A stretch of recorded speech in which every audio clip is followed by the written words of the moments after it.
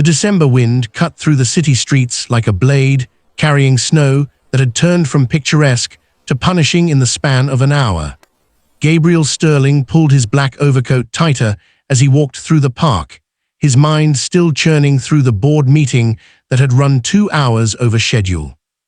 At 38, he'd built Sterling Technologies from a startup into a multi-million-dollar enterprise, but success had come with a price. His ex-wife had taken their daughter Emma to California 3 years ago, and he saw her only during holidays and summer breaks. His penthouse apartment was immaculate and empty. His life was full of achievements and devoid of warmth.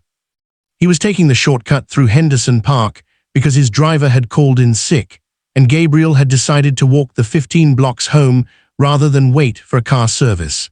The Christmas lights strung through the bare trees should have been cheerful, but they only emphasized how alone he felt, how the holiday season had become just another stretch of time to endure. That's when he heard the voice. "Excuse me, sir." Gabriel turned to find a little boy standing near a snow-covered bench, maybe 7 or 8 years old. He wore a tan jacket that was too thin for the weather, a red sweater underneath, and jeans that were worn at the knees. His brown hair was damp with melting snow, his cheeks red from cold. But it was his eyes that caught Gabriel's attention, wide, frightened, but trying so hard to be brave. "Yes," Gabriel approached carefully, looking around for a parent. "Sir, my baby sister is freezing." The boy's voice cracked slightly. "I don't know what to do." That's when Gabriel noticed the bundle the child was holding, a baby wrapped in what looked like a thin blanket, crying weakly. The infant couldn't have been more than a few months old, her small face red and scrunched, her cries growing weaker, which Gabriel knew instinctively was a bad sign. "Where are your parents?" Gabriel asked, already pulling off his coat. "Mom left us here," the boy said, his brave facade crumbling.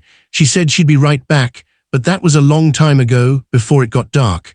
I tried to keep Sarah warm, but she won't stop crying.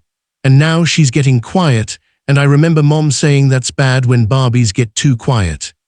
"You're right, that is bad." Gabriel wrapped his coat around both children, the expensive cashmere engulfing them. "What's your name?" "Timothy, everyone calls me Tim." "Okay, Tim, I'm Gabriel. We need to get you and Sarah somewhere warm right now. Will you come with me?" Tim hesitated, and Gabriel could see the conflict in his young face. Don't talk to strangers, he'd probably been told, but his baby sister was in danger, and this stranger was offering help. "I promise I'm safe," Gabriel said gently. "I have a daughter myself, and if she were in trouble, I'd want someone to help her. Let me help you." Tim nodded, tears finally spilling over. "Okay." Gabriel scooped the baby into his arms, keeping his coat wrapped around both children. Sarah was frighteningly cold to the touch, her crying reduced to weak whimpers. Gabriel's heart pounded as he calculated distances. The nearest hospital was 10 blocks. His apartment was 6. He made a decision. "We're going to my home first to warm you both up, then I'm calling for medical help. Is that all right, Tim?" "Yes, sir." They moved quickly through the snowy streets, Gabriel's expensive shoes slipping on ice, his suit jacket inadequate against the cold, but he barely noticed. Tim walked beside him, one hand clutching Gabriel's sleeve, the other wiping at his tears. "How long were you out there?" "I don't know, a long time. Mom said she needed to run an errand, that she'd be back in 10 minutes, but then it started snowing harder and it got dark and she didn't come back." Tim's voice was small. "Did she forget about us?" "I don't know," Gabriel said honestly, his mind already racing with implications. What kind of mother left a baby and young child on a park bench in December? Even if she'd meant to return quickly, even if some emergency had delayed her, where was she now? "But right now, we're going to focus on getting you both safe and warm." Gabriel's building doorman Marcus did a double take as they entered the lobby. "Mr. Sterling, is everything all right?" "Call Dr. Richardson. Tell him it's an emergency. I need him at my apartment immediately. Then call the police non-emergency line and tell them I found 2 children who were abandoned in Henderson Park." Right away, sir. In the elevator, Gabriel looked down at the baby in his arms. Sarah had stopped crying altogether, her tiny body limp. His heart clenched with fear. He'd taken a pediatric first aid course years ago when Emma was born, but that felt like another lifetime. His apartment was warm, thank God. Gabriel went straight to the living room, laying Sarah gently on the couch while keeping her wrapped in his coat. Tim hovered anxiously nearby. Tim, I need you to help me. Can you do that? Yes, sir. I need you to go into that room over there, that's my bedroom, and grab all the blankets you can find. We need to warm Sarah up slowly. While Tim ran to get blankets, Gabriel carefully unwrapped the baby. Her lips had a bluish tinge, her breathing shallow. He rubbed her tiny hands gently, trying to stimulate circulation, talking to her softly. Come on, little one, stay with me, you're safe now, you're going to be okay. Tim returned with an armful of blankets, and together they created a warm nest for Sarah. Gabriel turned up the thermostat, put a kettle on for hot water bottles, and pulled out his phone to time the baby's breathing and heart rate as best he could. The doorbell rang 15 minutes later. Dr. Richardson, Gabriel's personal physician, arrived with his medical bag, followed shortly by 2 police officers. While Dr. Richardson examined the baby, Gabriel sat with Tim in the kitchen, wrapping the boy's hands around a mug of hot chocolate. You did everything right, Gabriel told him gently. You kept your sister as warm as you could, and you asked for help. That was very brave. Is Sarah going to be okay? The doctor is checking her now. She's in good hands. One of the police officers, a woman named Detective Chen, pulled up a chair. Tim, can you tell me what happened today, starting from the beginning? Tim's story came out in halting pieces. Their mother, Diane, was a single parent struggling with addiction. She'd been clean for 6 months, trying hard, but recently things had gotten bad again. That afternoon, she'd told Tim they were going to the park, but once there, she'd left them on the bench, saying she'd be right back. She'd taken her purse, her phone, everything. Tim had waited, keeping Sarah warm as best he could, but hours passed. He'd been afraid to leave the bench because Mom had said to wait there, but when Sarah started crying from the cold, when she wouldn't stop, he'd known he needed to find help. You did the right thing, Detective Chen assured him. Do you have any other family, grandparents, aunts, uncles? Tim shook his head. Just Mom and Grandma, but she lives far away. I don't remember where. Dr. Richardson emerged from the living room. The baby is suffering from hypothermia, but it's moderate rather than severe. I've stabilized her temperature and she's responding well. She needs to be monitored at a hospital overnight, but I believe she'll make a full recovery. It's fortunate you found them when you did, Mr. Sterling. Another hour out in that cold with those inadequate clothes. He didn't need to finish the sentence. And Tim, cold and exhausted, some mild frostbite on his fingers, but he'll be fine with rest and warmth. He's a tough kid. The next hours passed in a blur of activity. An ambulance arrived to take Sarah to the hospital for observation. Tim refused to be separated from his sister, clinging to Gabriel's hand with desperate strength. I'll go with you, Gabriel found himself saying, if that's all right with the officers. Detective Chen nodded. We'll need statements from both you and Tim. The hospital is as good a place as any. We're putting out a search for the mother. Tim, do you have a phone number for your mom? Tim recited a number, which the detective immediately radioed to her colleagues. At the hospital, Gabriel sat in the pediatric ward while doctors examined both children more thoroughly. He'd called his assistant, Maria, explaining the situation and asking her to clear his calendar for the next day. He'd called his lawyer, getting advice on the legal implications of what he'd done and what might happen next. And he'd texted his ex-wife telling her he might need to postpone Emma's visit this weekend, though he didn't explain why. Tim sat beside him in the waiting room, now wearing hospital scrubs that were too large for him, drowning in the warmth of Gabriel's coat, which he refused to give up. Mr. Gabriel. You can just call me Gabriel. Gabriel, what's going to happen to us? If Mom doesn't come back, Where will Sarah and I go? Gabriel had been wondering the same thing. He knew the system, foster care, group homes, the bureaucracy that would separate siblings if no suitable placement could be found for both. He thought of Emma, safe and loved with her mother in California. He thought of his empty apartment, his empty life. I don't know, he said honestly, but I promise you this. I'll make sure you and Sarah stay together, whatever it takes. Detective Chen returned with news. They'd located the mother. She'd been arrested several blocks from the park attempting to buy drugs.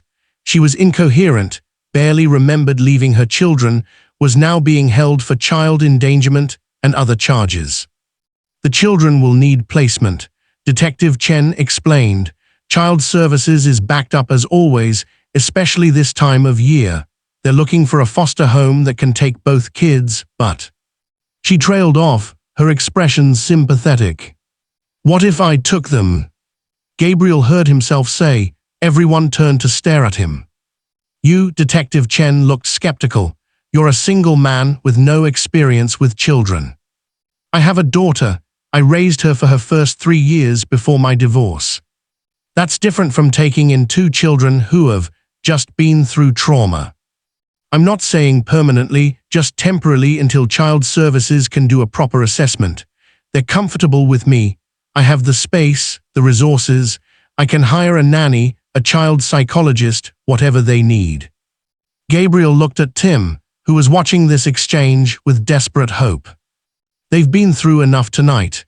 Being separated, going to a strange place with strange people, that's more trauma. Let me help. Detective Chen sighed. I'll make the call, but I can't promise anything. This is highly irregular. It took 4 hours, countless phone calls, a home inspection by an emergency social worker, and Gabriel calling in every favor he had. But by 3 in the morning, he was driving home with 2 sleeping children in his car. Sarah was in a car seat the hospital had provided, still being monitored closely but cleared for discharge. Tim was buckled in beside her, his hand resting protectively on his sister's carrier, his eyes drooping with exhaustion. Gabriel glanced at them in the rearview mirror and wondered what he'd just done. 24 hours ago, his biggest concern had been a quarterly earnings report. Now he had 2 traumatized children in his care, no idea what he was doing, and a future that had suddenly become very complicated. Back at his apartment, Gabriel set up the guest room for Tim and created a makeshift nursery in his home office for Sarah. He fed the baby a bottle while Tim watched anxiously, finally relaxing when Sarah drank hungrily and her color looked better. She's going to be okay, Gabriel assured Tim again. You saved her life, you know, by asking for help when you did. I was scared, Tim admitted. I thought maybe you'd be bad. Mom always said don't talk to strangers, but Sarah was so cold and I didn't know what else to do. You made the right choice. I know your mom taught you about stranger danger, and that's important. But knowing when to break that rule in an emergency, that's important too. You're a brave kid, Tim. After getting both children settled, Gabriel collapsed on his couch around 5 in the morning, his brain too wired to sleep. What had he done? He'd essentially become a foster parent overnight to 2 children who'd been through horrific trauma. He had no idea how to care for an infant. It had been 8 years since Emma was a baby. He knew nothing about dealing with a traumatized 7-year-old. He had a company to run, meetings scheduled, responsibilities. But when he'd looked at Tim's desperate face in the park, when he'd felt Sarah's cold little body, something had cracked open inside him. The protective instinct he'd thought had died with his divorce had roared back to life. These children needed help. He could provide it. The choice had felt inevitable. His phone rang at 7 in the morning. Maria, his assistant. Please tell me the news articles I'm seeing about you aren't real. Did you really take in 2 abandoned children last night? How is that already in the news? Someone at the hospital posted on social media. It's everywhere. You're being called a hero, a guardian angel, all sorts of things. The PR team is going crazy. They want to know how to handle this. Tell them no comment, Gabriel said tiredly. This isn't a publicity stunt. This is just, I couldn't leave them. I know, that's why I've rescheduled your entire week. You focus on those kids. I'll handle the company. Over the next few days, Gabriel got a crash course in parenting. He hired a nanny, Mrs. Chen, who'd raised 5 children of her own and handled Sarah's needs with expert ease. He met with child psychologists who helped him understand Tim's trauma and how to address it. He learned to make bottles and change diapers all over again. He learned that Tim had nightmares about being cold and needed a nightlight and someone to check on him frequently. He learned that Sarah had an impressive set of lungs when she was hungry. He also learned that Tim was whip-smart, reading at a 5th grade level despite his age, that he loved science and space and had a million questions about everything, that he was fiercely protective of his baby sister and wouldn't let her out of his sight for more than a few minutes. One evening, as Gabriel helped Tim with homework at the kitchen counter, the boy looked up suddenly. "Gabriel, what's going to happen to us? For real, I mean." Gabriel set down his coffee. "What do you mean? Like, is this just until they find somewhere else for us? Or?" Tim trailed off, afraid to hope. "I've been thinking about that," Gabriel said carefully. "What if I told you I'm looking into making this more permanent? What if I asked you and Sarah to stay, not just for now, but for as long as you need a home?" Tim's eyes went wide. "Really? Really, I'd need to go through official foster certification, maybe more. It would take time. But if you wanted to stay." Tim launched himself into Gabriel's arms. "Yes, yes, yes, yes." Sarah, in her high chair, squealed as if in agreement. "Then I'll start the process today." Gabriel filled out mountains of paperwork, forms, background checks, financial statements, home safety inspections, references interviewed, character assessments, and through it all, Tim and Sarah grew more comfortable, laughed more, their wounds slowly beginning to heal. Gabriel met with Diane, supervised, in a stark conference room. She looked broken, defeated, thinner than her 29 years should allow. "They're really okay?" she asked, crying. "They're more than okay, they're thriving. I never meant, I thought I could handle it, I thought I was stronger. Addiction isn't about strength." Diane looked at him with red-rimmed eyes. "You're going to take care of them, like really take care of them." "I'm going to try, if you'll let me." There was a long pause. Tim asked about space the other day, about whether there's life on other planets. He never asked me questions like that. I think he's finding parts of himself he didn't know were there. He's an extraordinary kid, they both are. "I'm going to rehab.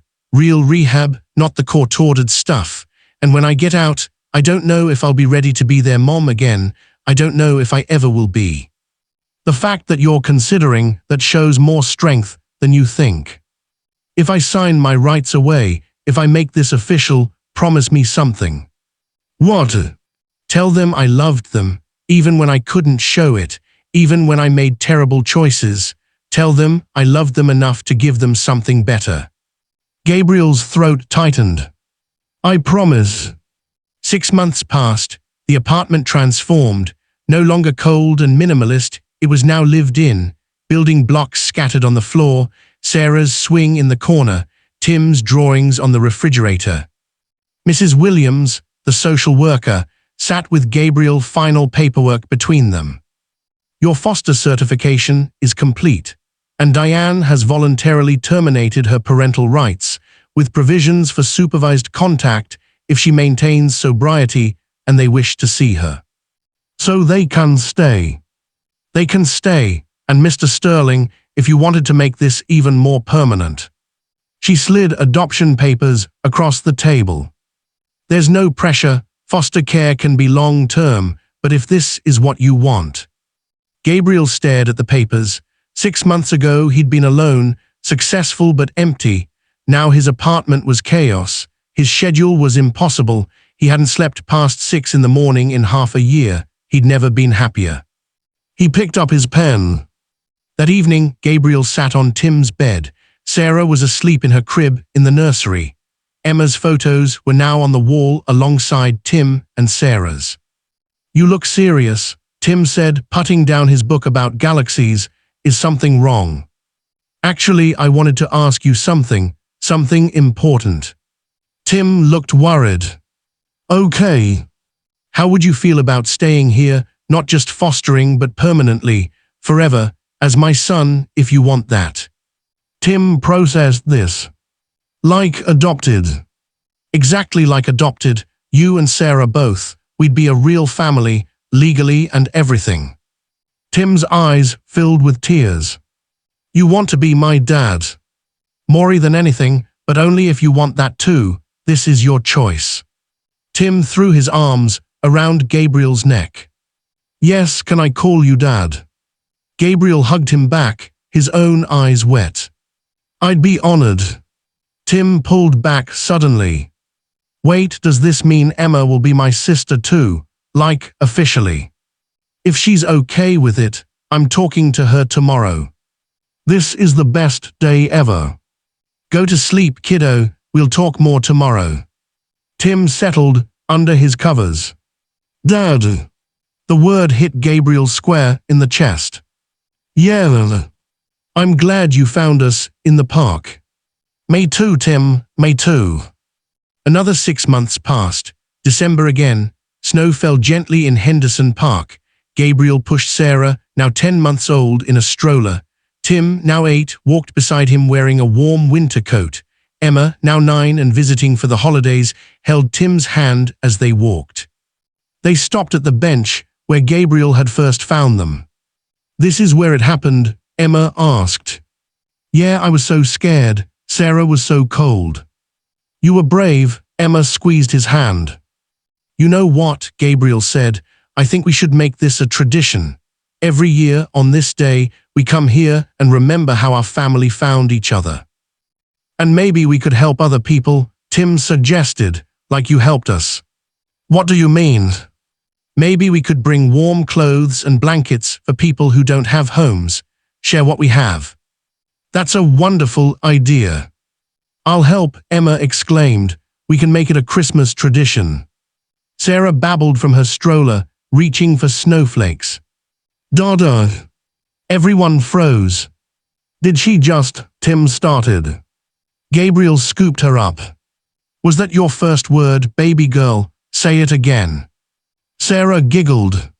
Dada. They all laughed, a family whole and complete. 1 year later, Gabriel stood before a press conference in the bright, welcoming offices of the Sterling Foundation. The walls were covered with photos of children, success stories. Tim stood beside him at the podium. Sarah played with blocks in a corner supervised by Mrs. Chen. Emma watched via video call on a large screen. Thank you all for coming, Gabriel began. A year ago, my life changed in a park not far from here. 2 children needed help, and I was fortunate enough to be in the right place at the right time. He put his hand on Tim's shoulder. But what I learned is that there are thousands of Tims and Sarahs out there, children in the system waiting for families, siblings being separated, kids agging out of foster care with nowhere to go. Tim read from his notes, nervous but determined. My dad, Gabriel, asked me what I wanted to do to help other kids like me and Sarah. I said I wanted them to know someone cares, that they're not alone. So today, Gabriel continued, we're announcing the Sterling Family Foundation. Our mission is threefold. First, emergency support for families in crisis so that parents struggling with addiction or poverty don't have to make impossible choices. Second, Tim added, keeping siblings together.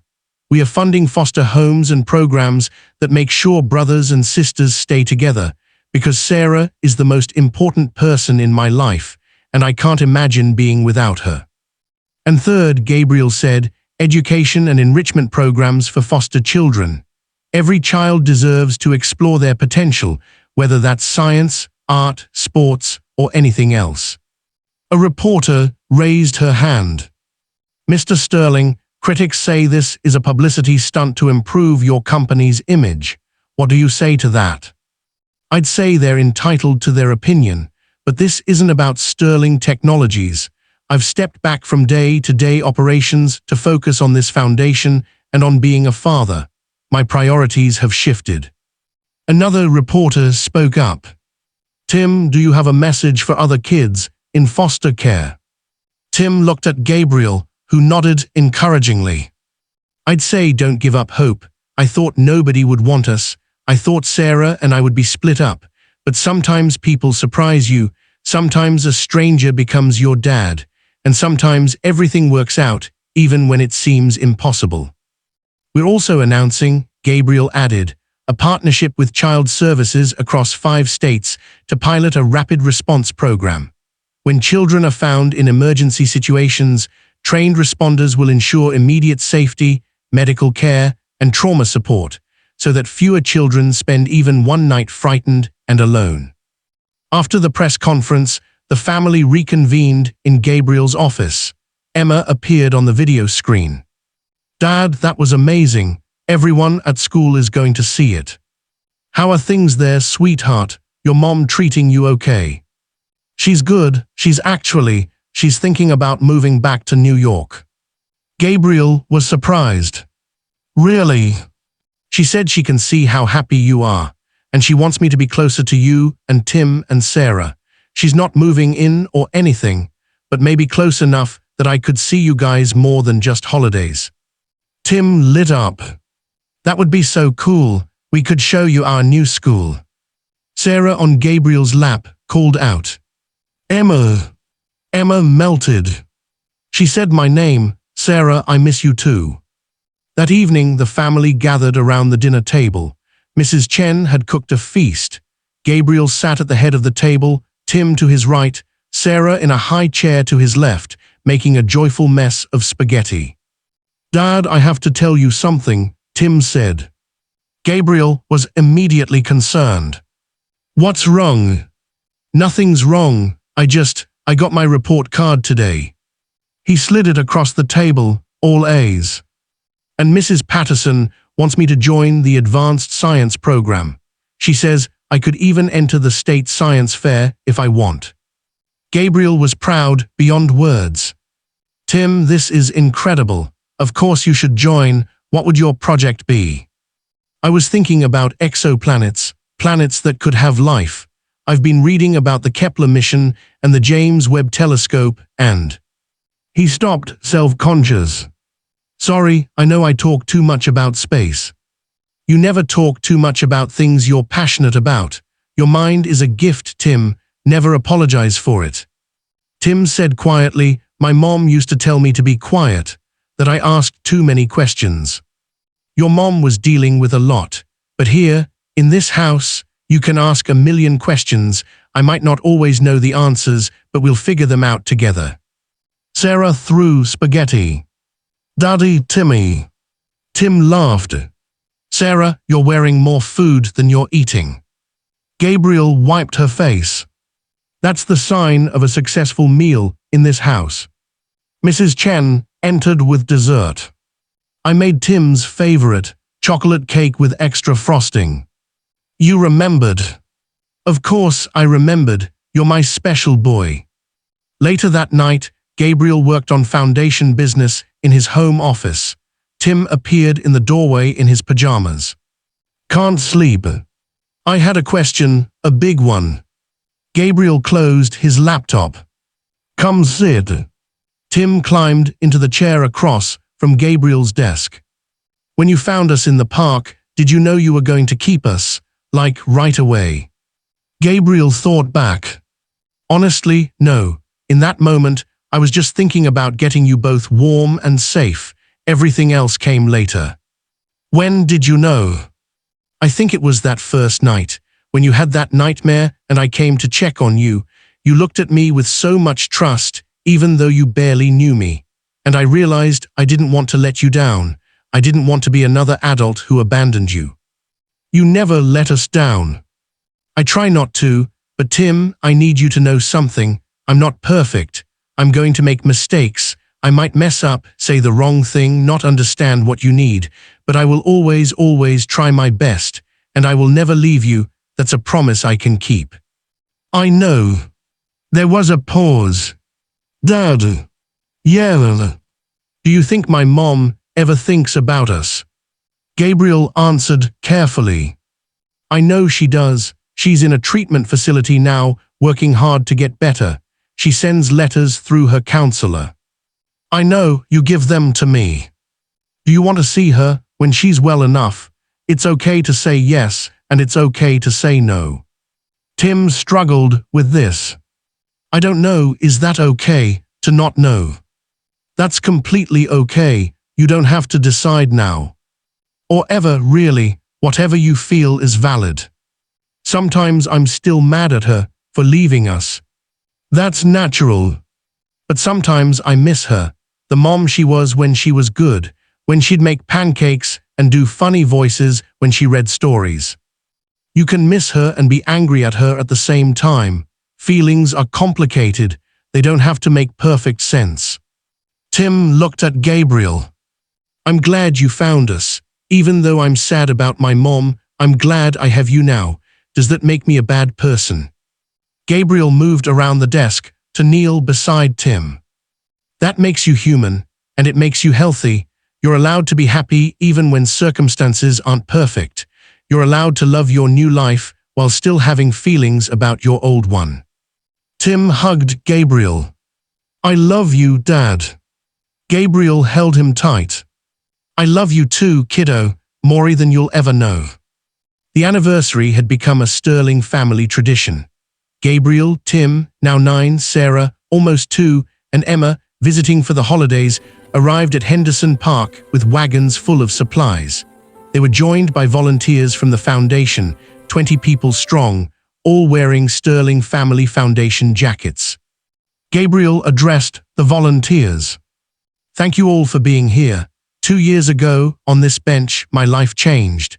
Today, we honor that by making sure no one else spends a winter night without warmth and hope.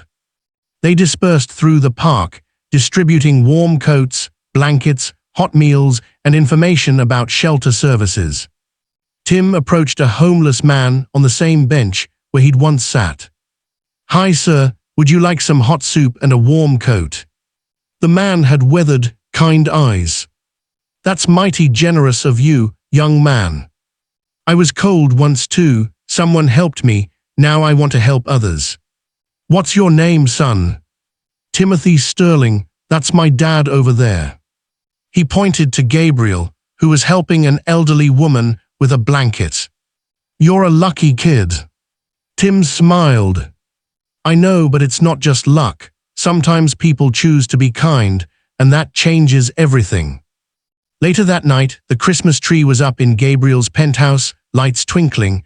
Presents were beginning to accumulate underneath. Sarah was asleep on the couch, thumb in mouth. Tim and Emma were playing a board game.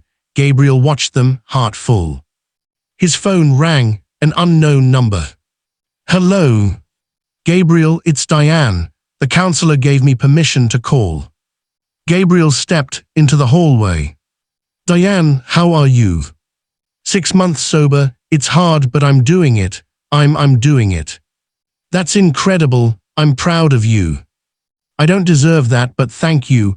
I was calling because it's almost Christmas, and I was wondering if you'd send me pictures of the kids, if that's okay.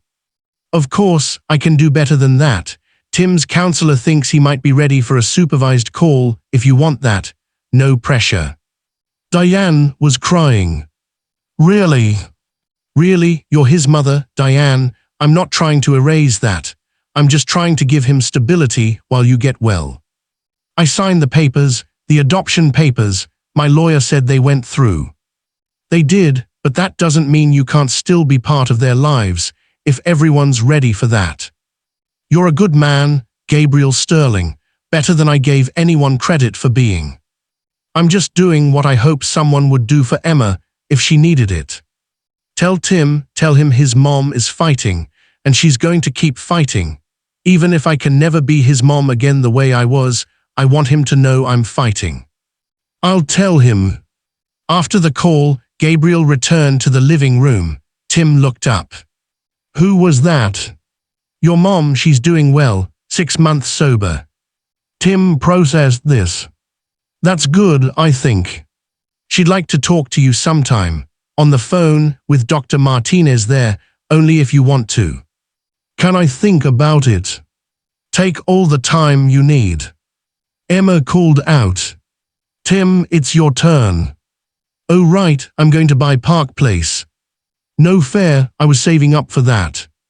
Gabriel watched them bicker playfully, Sarah snoring softly on the couch. 2 years ago, he'd been the CEO of a tech company. That had been his identity. Now he was dad, and it was the best title he'd ever held. 3 months later, at the state science fair, Tim stood beside his project titled The Search for Habitable Exoplanets. His board was covered with charts, diagrams, and information about the Kepler mission. Gabriel sat in the audience with Sarah on his lap. Emma, who'd flown in for this, sat beside him. Mrs. Chen was there, Mrs. Williams was there, even Maria from the office had come. The judges stopped at Tim's display. He took a deep breath and began his presentation. My name is Timothy Sterling, and I want to tell you about the search for planets where life could exist. 2 years ago, I didn't think much about the future. I was just trying to survive each day, but my dad taught me that looking up at the stars, asking big questions, that's how we grow. He clicked to his first slide. The Kepler Space Telescope has discovered over 2,700 confirmed exoplanets. Some are in what we call the Goldilocks zone, not too hot, not too cold, just right for liquid water to exist. And where there's water, there might be life.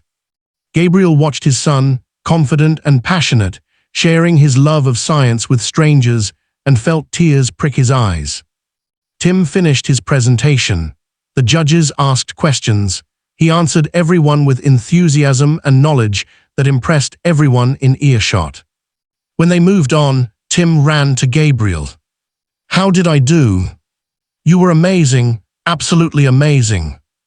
Emma hugged him. You're going to win, I know it. Sarah reached for Tim. Timmy, Timmy. Tim took her from Gabriel's arms, spinning her gently. Hey Sarah Bear, did you like my presentation? Sarah giggled and grabbed his nose. That night they gathered in Gabriel's apartment, waiting for the results. Tim was too nervous to eat dinner. At 7 p.m., Mrs. Patterson, his teacher, called. Gabriel handed Tim the phone. Hello, Tim listened, his face unreadable. Then slowly he started to smile. Thank you so much. He hung up. I got second place, and they want to recommend me for the National Science Fair. The family erupted in celebration. Emma tackled Tim in a hug. Sarah clapped from her high chair. Mrs. Chen brought out a cake she'd secretly made just in case. Gabriel pulled Tim aside later as the celebration continued. I'm so proud of you, not just for placing, but for how far you've come. 2 years ago you were surviving, now you're thriving. I couldn't have done it without you, without all of this. Tim gestured to the apartment, the family, the life they'd built. You gave me the chance, Gabriel said, but you did the work. You're the one who chose to heal, to grow, to trust again. That's all you. We did it together. Yeah, Gabriel smiled, we did. That night, after everyone had gone to bed, Gabriel stood on his balcony, looking out over the city. Snow fell softly, covering the streets in white. Somewhere out there, in Henderson Park, was the bench where everything had changed. He thought about the man he'd been 2 years ago. Driven, successful, but hollow, walking through life checking boxes, building empires, but never truly living. He'd had everything and nothing all at once. His phone buzzed, a text from Emma in California. Dad, I can't sleep, too excited about Tim's win, you're the best dad ever, love you. He smiled and texted back. Love you too, sweetheart, sleep well. Another text came through, this time from Maria. Boss, the board wants to talk about your reduced hours again. I'm running interference, but they're getting pushy. What do you want me to tell them? Gabriel looked back through the glass doors. Tim had fallen asleep on the couch, his science fair ribbon still pinned to his shirt. Sarah was in her crib, peaceful and safe. The apartment glowed with warmth and life. He typed his response. Tell them they can accept my new schedule or find a new CEO. My priorities are clear. He hit send without hesitation. The truth was, Sterling Technologies would survive without him at the helm every waking hour. It was thriving under Maria's management and the executive team he'd built. But Tim, Sarah, and Emma, they needed him present, not just providing. His phone rang, an unknown number, again. "Hello, Mr. Sterling. This is James Chen. I'm a reporter with the New York Times. We're doing a feature on the foster care crisis in America, and we'd love to interview you about your foundation and your personal experience." Gabriel hesitated. He'd been avoiding media attention, trying to keep his family's story private. But maybe sharing it could help. "I'll consider it, but I need to talk to my kids first. This is their story too, and they get to decide if they want it told. Of course, we'd want to be respectful of their privacy. Send me the details, I'll be in touch." He hung up and went back inside. Tim stirred on the couch as Gabriel approached. "Dad." "Hey buddy, let's get you to bed." Gabriel helped Tim up, and they walked together to his bedroom. It was covered with posters now, constellations and planets, rocket ships and distant galaxies. So different from the sparse, frightened space it had been 2 years ago. As Gabriel tucked him in, Tim spoke quietly. "Dad, I've been thinking about what you said, about talking to my mom. Yeah, I think I want to try, just a phone call, with Dr. Martinez there." "That's really brave, Tim. I'm proud of you for even considering it." "I'm still mad at her, and scared, but Dr. Martinez says that healing doesn't mean forgetting what happened. It means learning to carry it without it crushing you. Dr. Martinez is very wise." "Do you think she's really getting better, my mom?" Gabriel chose his words carefully. "I think she's trying. Whether she succeeds is up to her. But what matters is that you're safe now, and you get to decide how much space she takes up in your life. What if talking to her makes me sad?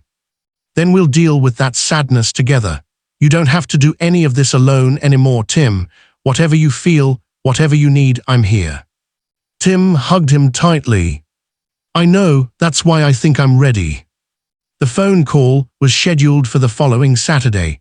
Dr. Martinez set it up in her office, Gabriel and Tim sitting on the comfortable couch, the phone on speaker between them.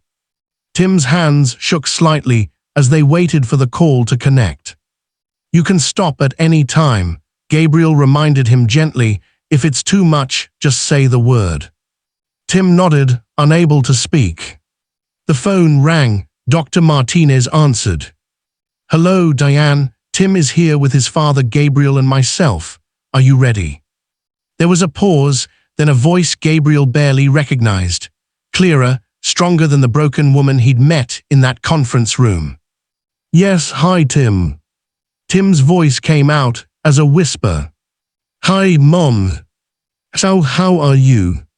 "I'm good. I got second place at the state science fair." "You did? Oh, Tim, that's wonderful. What was your project?" "Exoplanets, planets that might have life." "You always did love the stars. Even when you were little, you'd point at the sky and ask me what was up there." "I remember." There was a long silence. When Diane spoke again, her voice was thick with tears. "Tim, I'm so sorry. I'm so sorry for what I did to you and Sarah. There's no excuse. I was supposed to protect you, and instead I hurt you." Tim started crying. Gabriel put an arm around him. "Why did you leave us?" "I was sick, baby. My addiction, it took over everything. I couldn't think straight. I told myself I was just running to get something, that I'd be right back, but the drugs, they made me forget everything, even you, especially you, and I hate myself for that." "Are you better now?" "I'm trying. I'm in a good program. I have a sponsor. I'm learning why I used, how to cope without drugs. But Tim, I need you to know something. Even if I get completely better, even if I stay sober forever, I don't know if I can be your mom again. Not the way you deserve." Tim sobbed harder. "Why not?" "Because you deserve more than I can give you. You deserve Gabriel, who found you in the snow and never let you go. You deserve a dad who shows up, who helps with homework, who believes in your dreams. I love you enough to know that the best thing I can do for you is let you have that life. But you're my mom. I'll always be your mom. Nothing can change that. But Gabriel is your dad now in all the ways that matter. And that's okay. That's good. You having a better life doesn't mean you're betraying me, Tim. It means I finally did one thing right. Tim couldn't speak anymore. He was crying too hard. Gabriel took over. Diane, this is Gabriel. Thank you for being honest with him. Thank you for saving them, both of them. I see the pictures you send. Sarah is getting so big. And Tim, he looks happy, really happy. That's all I ever wanted for them. You can still be part of their lives if you stay on this path. We're not trying to erase you. I know, and maybe someday when I'm stronger, when I have more time clean, we can talk about what that looks like. But right now, I need to focus on getting well, and they need to focus on being kids. After they hung up, Tim cried for a long time. Gabriel held him, not offering platitudes or empty comfort, just presence. Finally, Tim's sobs quieted to hiccups. I thought I wanted her to come back, to be my mom again, but when she said she couldn't, I felt relieved. Does that make me a bad person? No, it makes you honest. You're allowed to want stability. You're allowed to be happy with your life now. I do miss her sometimes, the good parts. You can miss the good parts and still be glad you're here. Both things can be true. I love you, Dad. I love you too, son. The New York Times feature ran a month later. It was a 6-page spread with photos of Gabriel, Tim, and Sarah at home, at the foundation office, back at Henderson Park. Emma had given permission for her photo to be included too. The headline read, "From Boardroom to Family Room, How One CEO Found His Purpose on a Snowy Night." The article detailed the foster care crisis, the lack of resources, the separation of siblings, the children agging out of the system with nowhere to go. But it also told the Sterling family story with sensitivity and hope. Within days, donations to the Sterling Family Foundation increased by 300%. Other companies reached out, wanting to start similar programs. Foster parents contacted them, sharing their own stories. And most importantly, dozens of people inquired about becoming foster parents themselves, inspired by Tim and Sarah's story. Gabriel sat in his office at the foundation, watching the phones ring constantly, watching his staff scramble to handle the influx of support. Maria appeared in the doorway. "Boss, you've created a movement. I just helped 2 kids. And look what happened. That's the ripple effect of kindness." His phone buzzed, a text from Jennifer, his ex-wife. "Gabriel, I read the article. I'm crying. I'm so proud of you. And I've decided I'm moving back to New York. Not for us, we're past that. But Emma deserves to be close to her dad and her siblings. She talks about them constantly. We'll figure out the details, but I wanted you to know." Gabriel stared at the message, overwhelmed. His daughter would be close again. His family would be whole. He texted back, "Thank you, this means everything." 6 months later, Emma's room in Gabriel's apartment was no longer just for visits. She had clothes in the closet, books on the shelves, her own space in a home that was truly hers. Jennifer had taken an apartment 3 blocks away. She and Gabriel had developed a friendship they'd never had in their marriage, co-parenting with ease and respect. One Saturday morning, all 4 kids, Emma, Tim, Sarah, now almost 3, plus a new addition, sat around the breakfast table. Gabriel had received a call 3 weeks earlier. A sibling group, 3 kids, were being separated because no one could take them all. Could the Sterling family help, even temporarily? Gabriel had looked at his 3 children, asked their opinion. They'd voted unanimously yes. Now Maya, age 5, and her twin brothers Carlos and Diego, age 3, were part of the household. It was chaos. It was exhausting. It was perfect.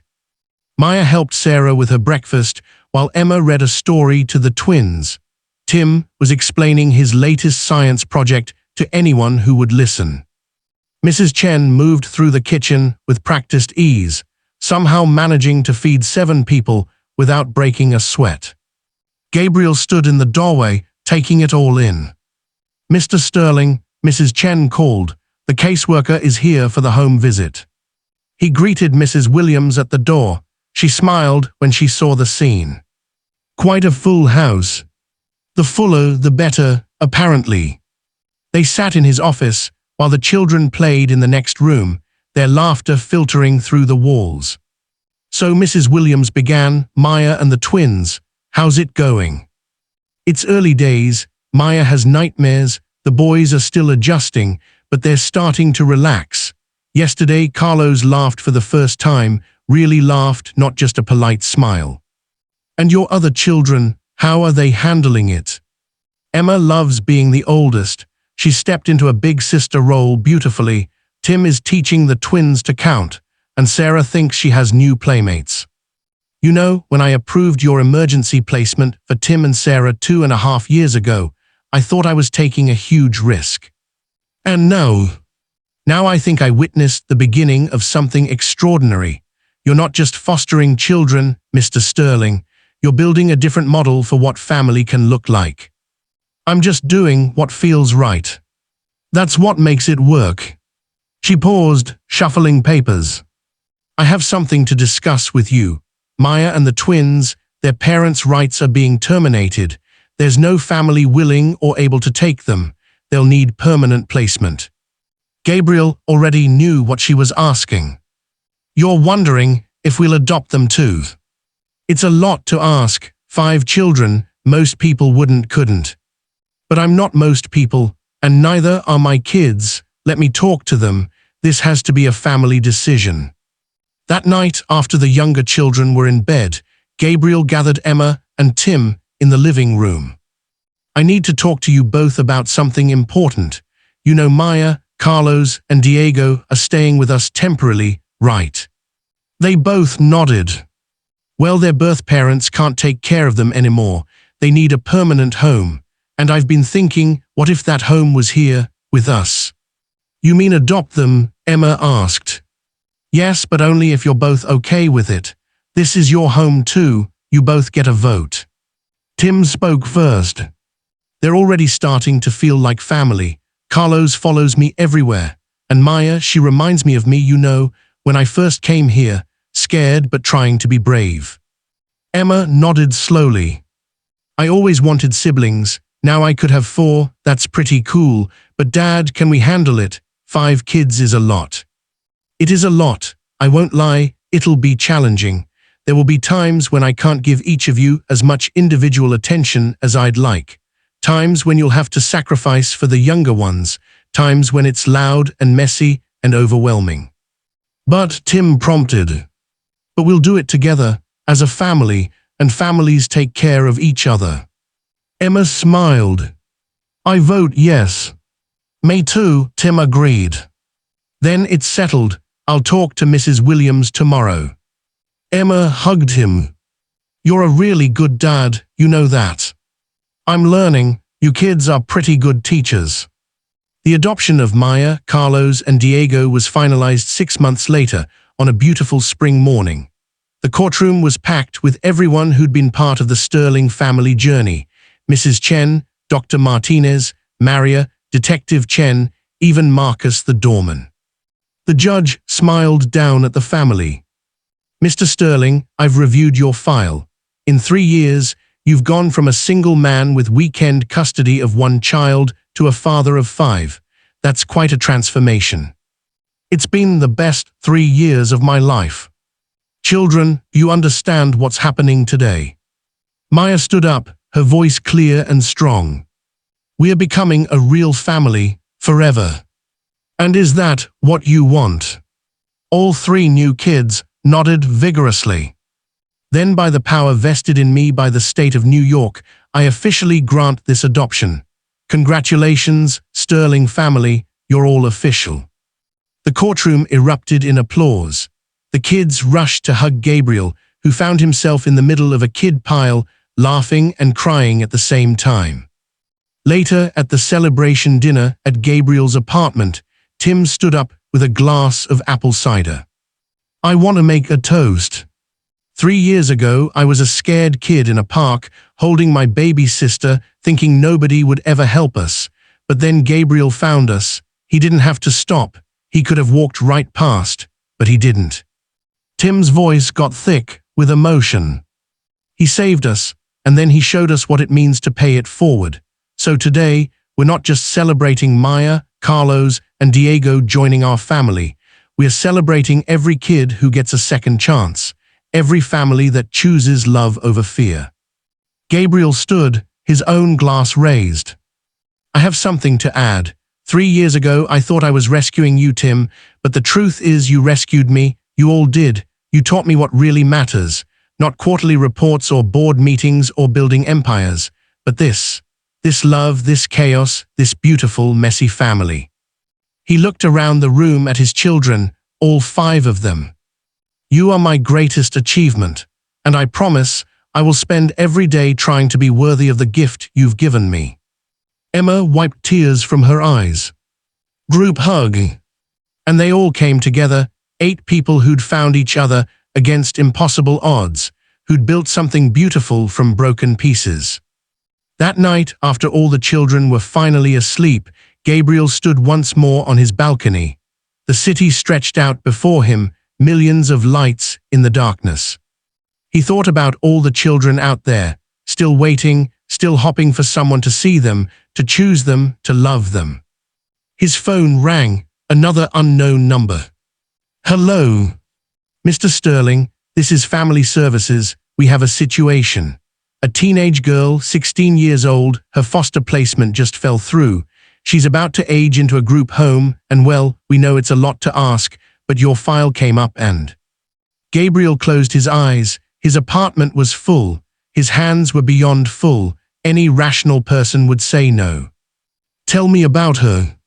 Her name is Keisha. She's brilliant, straight A's, wants to be a doctor, but she's been in 7 placements in 3 years.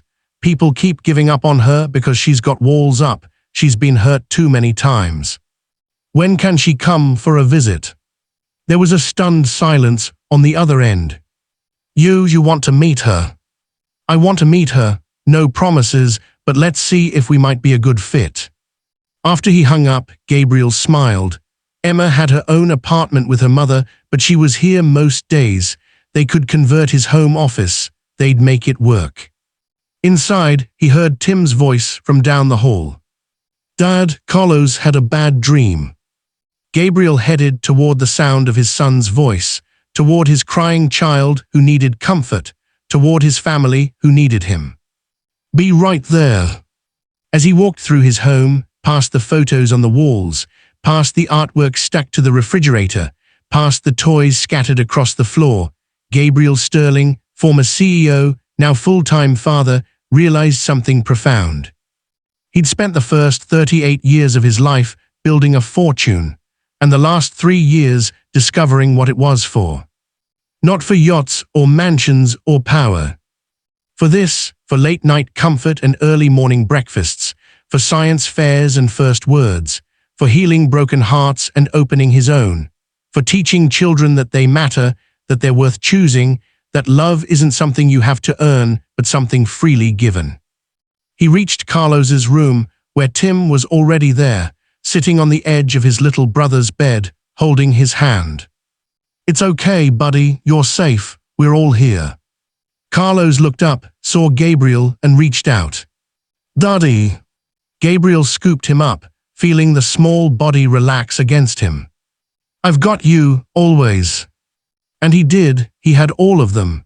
His found family, his chosen children, his unexpected purpose.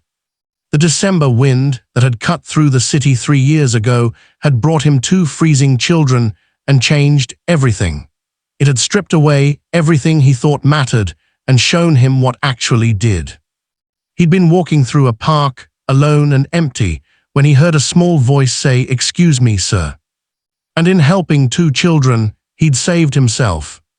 Now, as he rocked Carlos back to sleep, as Tim sat beside them, as the rest of his children slept peacefully in their beds, Gabriel understood. This was success, this was purpose, this was love.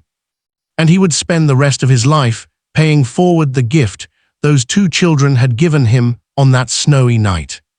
The gift of becoming who he was always meant to be. Not a CEO, not a millionaire, but a father. And that was enough, more than enough. It was everything.